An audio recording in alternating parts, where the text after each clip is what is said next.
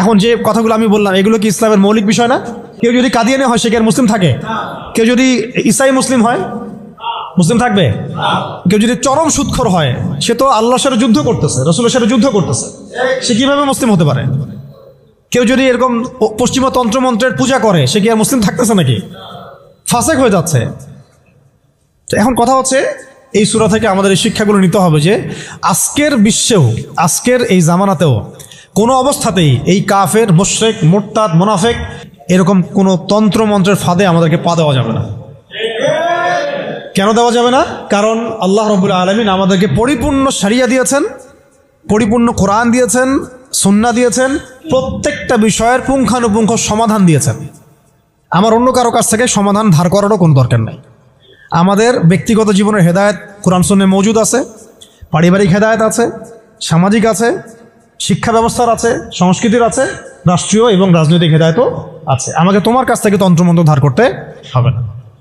এই বিষয়টা আমাদের খুব ভালো করে বুঝতে হবে। কোন ক্ষেত্রে কি হেদায়েত আছে এটার জন্য আমাদেরকে পড়াশোনা করতে হবে, দেখতে হবে, জানতে হবে, খুঁজতে হবে, ওলামায়ে কেরামের সাথে মাশওয়ারা করতে হবে।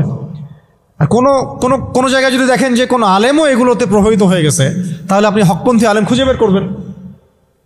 এইভাবে আমাদেরকে সামনের পথটা চলতে হবে। এই সূরার পরে একটা সূরা আছে, কি নাম? সূরা নাসর। কোন সূরা? তাই না? সূরা নাসর না? এই শেষ করে দেই, একটু অনেক দেরি হয়ে গেছে।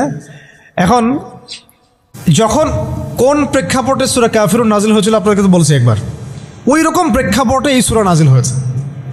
আর এখন তো আমরা আছি ইসলাম বান্ধব পরিবেশের মধ্যে। তাহলে আমরা কেন এই যুগের আবু লাহাব, আবু জেহেল, উতবা সাহেবাদের এই তন্ত্রমন্ত্রগুলোর অনুসারী হব, ওদের ধোকায় পা দিব? যেখানে ওর ইসলামকে আক্রমণ করবে আমরা কেন সেখানে সায় দিব?